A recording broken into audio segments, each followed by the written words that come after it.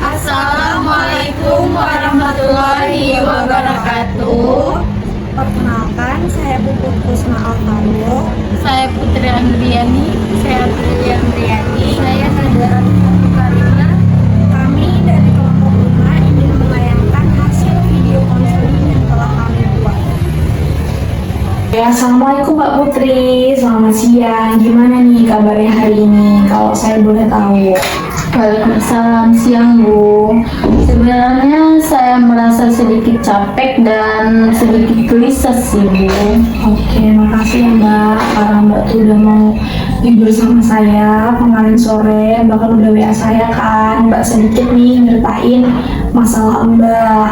Masalah Mbak itu gimana sih cara ngelola emosi Mbak, iya kan? Iya.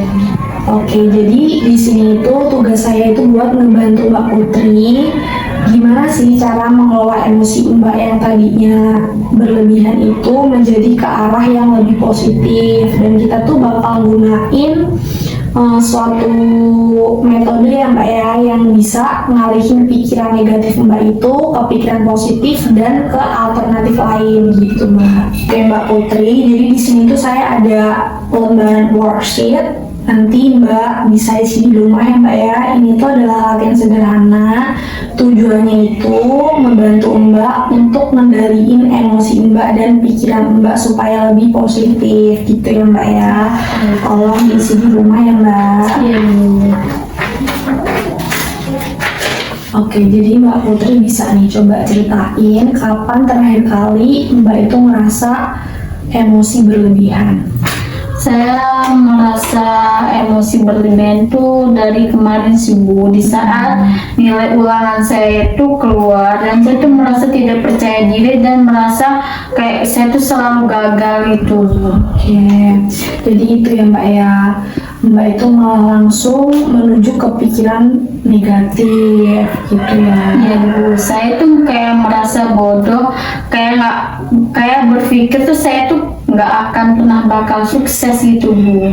Oke, jadi pikiran yang otomatis muncul itu adalah pikiran negatif dan itu membuat Mbak jadi ngerasa sedih. Betul Bu. Oke Mbak, jadi sekarang marilah kita coba bareng-bareng buat uji nih pikiran Mbak. Apakah ada bukti nyata nih kalau Mbak tuh benar-benar kurang mampu dalam mata pelajaran matematika ini? Oke. Sebenarnya nggak juga sih Bu. Di mata kuliah pelajaran lain tuh nilai saya lumayan bagus Bu. Nah kan berarti Mbak tuh nggak boleh nih nyimpulin kalau Mbak tuh ngerasa kurang mampu ya di mata pelajaran matematika ini. Nyatanya Mbak di pelajaran lain itu Mbak bisa dapat nilai yang bagus kan?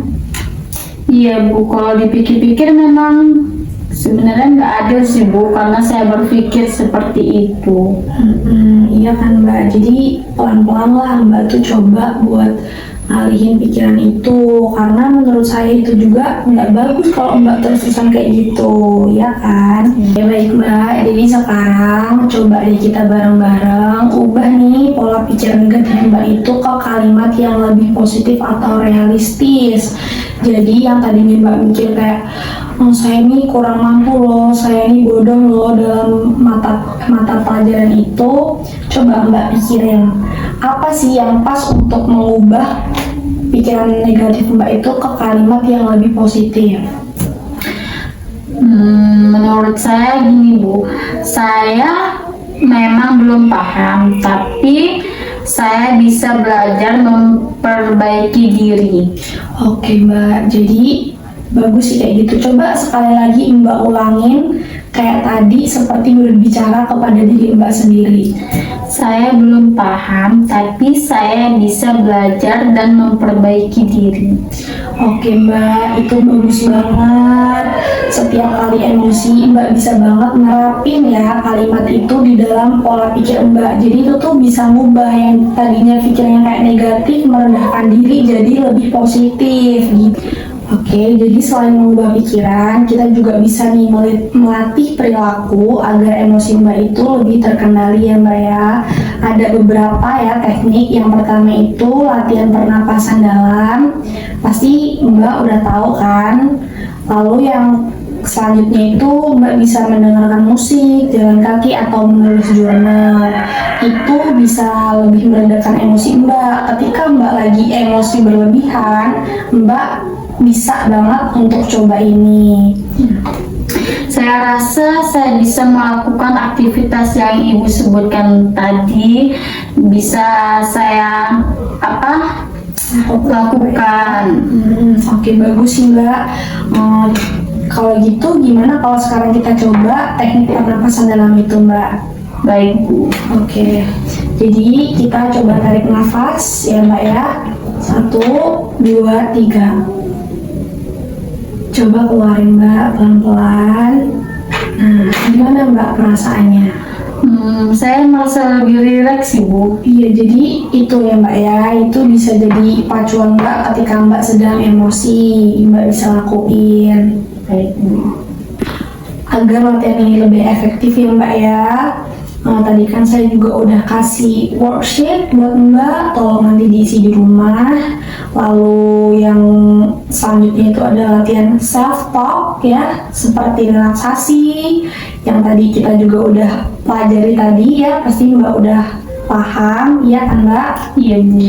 Lalu juga bisa latihan dengan pernafasan dalam tadi yang seperti saya praktekkan dengan Mbak tadi. Setiap kali emosi itu tolong dilakukan minimal sehari sekali ya kan? Ya Bu. Baik Bu, saya akan mencobanya di rumah nanti. Nah sih Mbak, jadi Mbak juga harus ingat ya bahwa tujuan kita itu bukan untuk sempurna Mbak, tapi untuk melatih kebiasaan baru supaya Mbak tuh bisa mengendalikan emosi Mbak. Oke, ini kita udah belajar banyak ya Mbak ya, seperti yang saya sebutkan tadi, mengenali pikiran negatif, mengubahnya menjadi yang lebih positif, dan kita juga udah belajar cara mengelola emosi kan dengan cara teknik pernapasan dalam. Oke Mbak, jadi saya rasa ini akan membantu Mbak nih ketika Mbak sedang emosi. Iya Bu, saya juga sudah merasa lebih tenang dan punya cara baru untuk menghadapi emosi.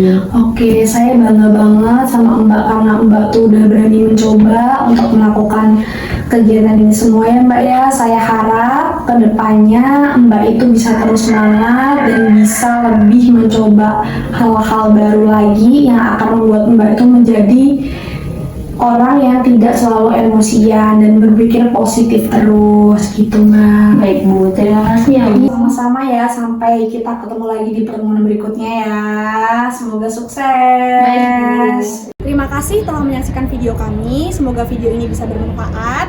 Kami ucapkan wassalamualaikum warahmatullahi wabarakatuh. See you next time.